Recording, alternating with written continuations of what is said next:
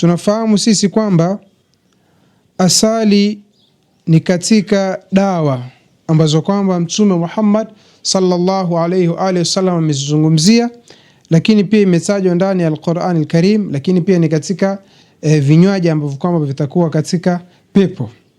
Kwa hivyo asali ni kitu adhim sana.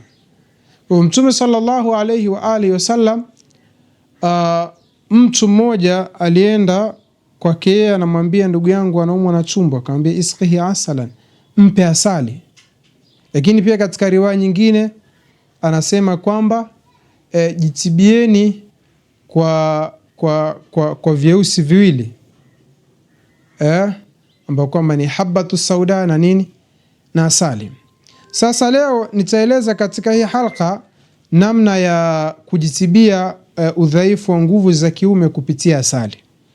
Namna gani unaweza kujitibia matatizo ya nguvu za kiume ya aina yoyote kupitia asali.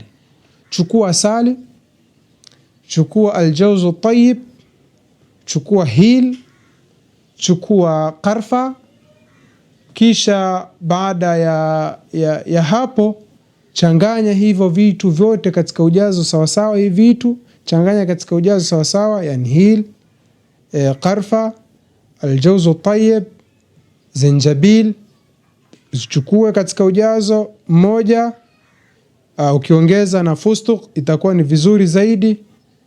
Zichanganye zote katika ujazo sawasawa, kisha chukua asali lita moja au nusu au robo kulingana na ujazo wa hivi vitu ambavyo kwamba umeviandaa, kisha changanya, kisha tumia kijiko kimoja asubuhi, mchana na jioni. Basi ukiwa na matatizo ya aina yote ya nguvu za kiume yataondoka biidhnillah.